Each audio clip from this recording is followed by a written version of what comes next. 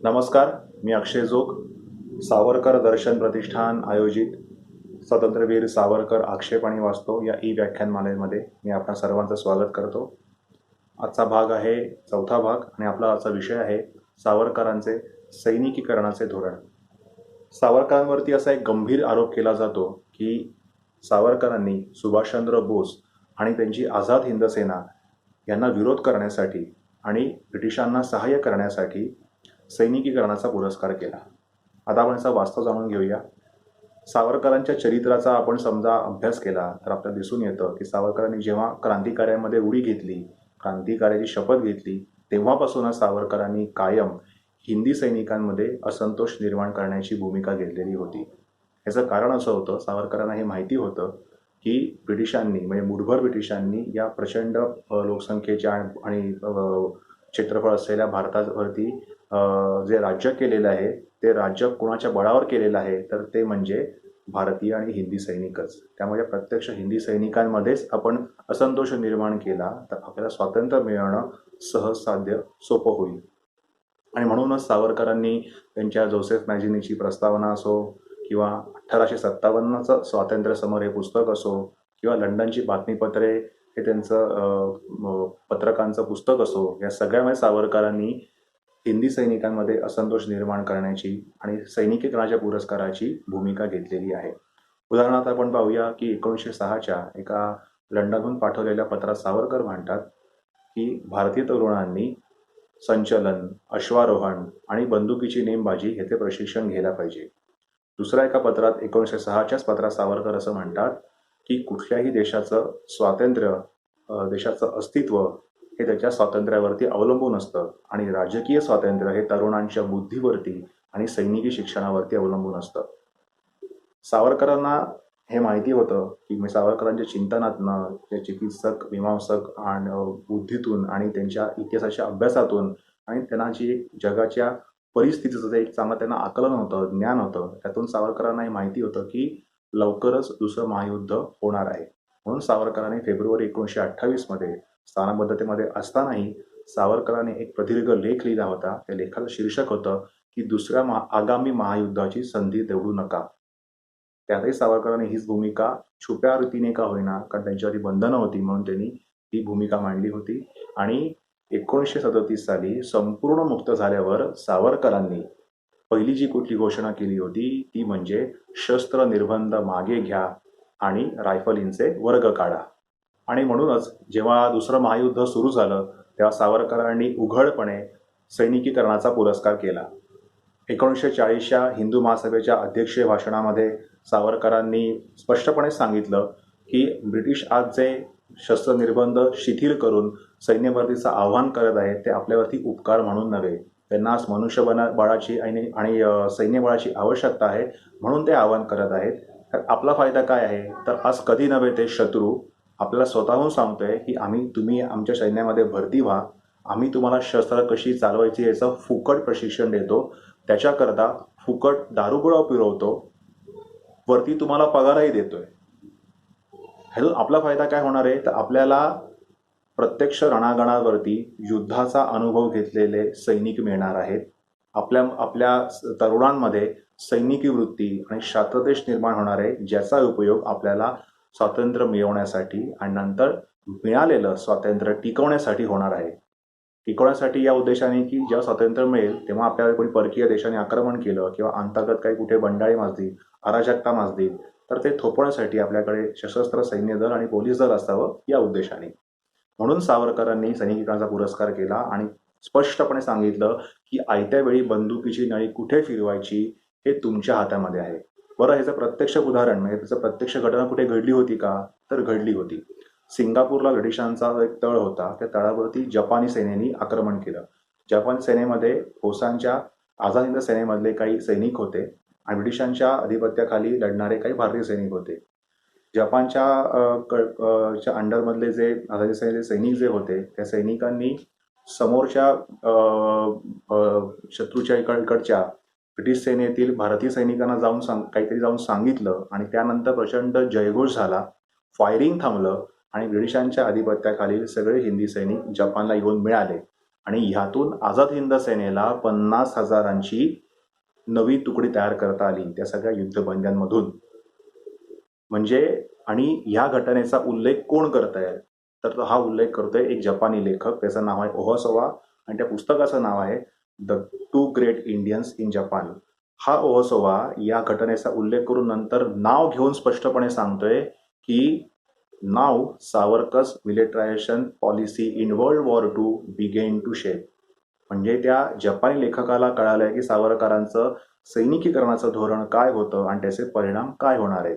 पण दुर्दैवाने भारतीयांना, स्वकीयांना इतकंच काय, सावरकरांच्या सहकाऱ्यांना, हिंदुत्ववाद्यांनाही सावरकरांचे धोरण कळलं नाही आणि म्हणून तेव्हा सावरकरांचे त्यांच्या सहकाऱ्यांनीच नव्हे तर हिंदुत्ववाद्यांनीच सुद्धा त्यांची रिक्रुटमेंट म्हणून त्यांना हिणवलेलं आहे. स्वातंत्र्यवीर सावरकर हे काही जगातले किंवा भारतामधले एकमेव नेते नव्हते की ज्यांनी सैनिकीकरणाचा असा पुरस्कार केला होता. पहिल्या महायुद्धाच्या वेळेला लोकमान्य टिळकांनी सुद्धा असाच सैनिकीकरणाचा पुरस्कार केला होता. महात्मा गांधींनी 22 सप्टेंबर 1914ला फील्ड ॲम्ब्युलन्स ट्रेनिंग कॉर्प्समध्ये भरतीसाठी पत्रक काढलं होतं. इस्रायलचा एक नेता, प्रसिद्ध कवी, लेखक, नाटककार, इतिहासकार आणि क्रांतिकारक जॅबोटिस्की यांनीही त्यांच्या ज्यू सहकाऱ्यांना पहिल्या महायुद्धामध्ये इंग्लंडला सहाय्य करून युद्ध शिक्षण घेण्यासाठी सांगितलेलं होतं आणि याच युद्ध शिक्षण घेऊन शास्त्रतेज सैनिकी वृत्ती आणि युद्धशिक्षित सैन्यांच्याच बळावरती इस्रायलच्या देशाची निर्मिती झाली होती आणि निर्मिती झाल्यावरती म्हणजे स्वातंत्र्य मिळाल्यावरती स्वातंत्र्य टिकवण्यासाठी सुद्धा त्यांना याच सैनिकी वृत्तीचा आणि ह्याच सैनिकांचा उपयोग झाला होता, हेही आपण लक्षात घ्यायला हवं. या व्यतिरिक्त सावरकरांनी 8 जुलै 1944ला हिंदू महासभेची दिल्लीमध्ये कार्यकारिणीची बैठक बोलावली होती. त्यामध्ये सावरकर आणि श्यामाप्रसाद मुखर्जी यांची एक मोठी चर्चा झाली. त्यातून असं ठरलं की सुभाषचंद्र बोस जेव्हा त्यांच्या आझाद हिंद सेनेला घेऊन बंगालमध्ये येतील, ते बंगालमध्ये जेव्हा येतील तेव्हा बंगाल हिंदू महासभेने अखिल भारतीय हिंदू महासभेपासून वेगळं व्हायचं आणि बोसांच्या सेनेला मिळायचं. जसजसे बोस पुढे होत जातील तसतशा स्थानिक हिंदू महासभा अखिल भारतीय हिंदू महासभेपासून स्वतंत्र होतील, वेगळ्या होतील आणि बोसांच्या सेनेला मिळतील. आम्ही इथे अखिल भारतीय हिंदू महासभा म्हणून ब्रिटिशांच्या सैन्यामध्ये हिंदी सैनिकांना घुसवण्यासाठी सैनिकीकरणाचा पुरस्कार करत राहू. म्हणजे जेव्हा प्रत्यक्ष बोसांची सेना आणि ब्रिटिश सेना समोरासमोर येईल तेव्हा इथे आपले सगळे सैनिक असतील, कारण हे बोस आहेत, हिंदू महासभेचे कार्यकर्ते, युवक आणि नेते आहेत आणि समोरही सेनाधिकारी जरी ब्रिटिश असले तरी त्यांच्या आधिपत्याखाली लढणारे सगळे आपणच घुसवलेले हिंदी सैनिक, भारतीय सैनिक असतील की जे वेळ आल्यावरती बंदुकीची नळी ब्रिटिशांकडे वळवतील, ब्रिटिशांचा पराभव करतील आणि भारताला स्वातंत्र्य मिळवून देतील. पण दुर्दैवाने जपानचा महायुद्धामध्ये युरोपामध्ये युरोप आशिया खंडामध्ये जिथे त्यांनी आक्रमण केलेलं होतं तिथे त्यांची पिछेहाट झाल्यामुळे जपानला बोसांना योग्य मदत करता आली नाही आणि बोसांनाही दुर्दैवाने ईशान्य भारतामध्ये जिथे ते आले होते तिथून त्यांना माघार घ्यावी लागली आणि दुर्दैवाने सावरकरांची योजना यशस्वी होऊ शकली नाही. सावरकरांनी बोसांच्या विरुद्ध किंवा त्यांच्या आझाद हिंद सेनेच्या विरुद्ध म्हणून हा पुरस्कार जर केला असता तर सावरकरांनी अशी योजना आखलीच नसती आणि म्हणूनच सावरकरांनी जेव्हा जेव्हा आझाद हिंद सेनेनी आणि सुभाषचंद्र बोसांनी त्यांची आगेकूच झाली होती तेव्हा तेव्हा आनंद व्यक्त केलेला होता आणि त्यांची पिछेहाट झाली तेव्हा दुःखही व्यक्त केलं होतं. आणि स्वतः सुभाषचंद्र बोसांनीही कधीही सावरकरांनी सैनिकांचा पुरस्कार हा मला किंवा माझ्या आझाद हिंद सेनेला विरोध करण्यासाठी पुरस्कार दिलेला आहे असं स्वतः बोस कधीही म्हणालेले नाहीत किंवा त्यांचे सेनेमधले अधिकारी कधी म्हणालेले नाही आहेत. बरं, स्वातंत्र्यवीर सावरकरांनी ही जी योजना आखली ह्याचा भारताच्या स्वातंत्र्य या धोरणाचा स्वातंत्र्य लढ्यामध्ये योगदान काय आहे, याचं योगदान फार मोठं आहे. भारताला जे स्वातंत्र्य मिळालं त्याच्यामध्ये विविध मार्गांच्या लढ्यांचा ह्याच्यामध्ये हातभार आहे. मग तो अहिंसात्मक लढा असो, समाजसेवा असो, प्रबोधनाचा पर्व असो, क्रांतिकारकांचा पर्व असो, सगळ्या लोकांनी आपापल्या परीने त्याच्यामध्ये हातभार लावलेला आहे आणि या सगळ्यांचा समसमान सारखाच वाटा आहे. पण स्वातंत्र्य मिळवण्यासाठी जो एक वर्मी घाव घालावा लागतो तो घाव घातला होता तो म्हणजे नाविकांच्या बंडाने. नाविकांचं बंड म्हणजे दुसरं काहीही नसून सावरकरांनीच पुरस्कार दिलेलं हिंदी सैनिकांमध्ये असंतोष निर्माण करणं आणि सैनिकीकरणाचं पुरस्काराचं धोरण जे होतं तेच होतं. ब्रिटिशांच्या नाविक दलामध्ये जे भारतीय सैनिक होते त्या सगळ्या सैनिकांनी बंड केलं, त्यालाच नाविकांचा बंड असं म्हणतात. आणि म्हणूनच ब्रिटिशांना इकडनं काढता पाय घ्यावा लागला, त्यांनी इकडचा गाशा गुंडाळला. कारण ब्रिटिशांना हे कळून चुकलं की आता ज्याच्या बळावरती आपण या देशावरती राज्य केले ते हिंदी सैनिकच आता आपल्याशी निष्ठावान राहिले नाही आहेत आणि प्रामाणिक राहिले नाही आहेत. आणि हे मी सांगत नाही आहे, हे तेव्हाचा ब्रिटनचा पंतप्रधान ॲटली ऑन रेकॉर्ड हाऊस ऑफ कॉमन्समध्ये एका प्रश्नाला उत्तर देताना सांगतोय. तर म्हणजे हे काय आहे, तर हे आहे सावरकरांचं सैनिकीकरणाचं धोरण.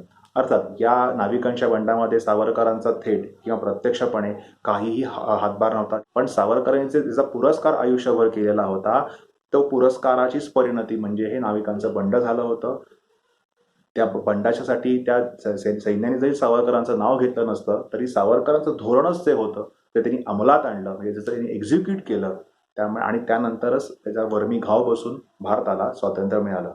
त्यामुळे स्वातंत्र्य सावरकरांच्या या सैनिकीकरणाच्या धोरणाचं योगदान हे भारताच्या स्वातंत्र्यामध्ये खूप मोठं आहे आणि खूप महत्त्वाचं आहे. त्यामुळे अशा सावरकरांवरती सैनिकीकरणाचा पुरस्कार केल्यामुळे टीका करणं हे अत्यंत अयोग्य आहे. आणि अशा या सावरकरांच्या पुरस्कार धोरणामुळे स्वतंत्र भारतालाही तयार प्रत्यक्ष रणांगणावरती युद्धाचा अनुभव घेतलेले सैनिकही मिळाले होते. याची आपण नोंद घ्यायला हवी. आज आपण इथेच थांबूया. उद्या पुन्हा भेटूया नवीन आक्षेपासह. उद्याचा आपला विषय आहे सावरकरांचे तिरंगा ध्वजावरील विचार, त्याच्यावरचे आक्षेप आणि वास्तव. तोपर्यंत धन्यवाद.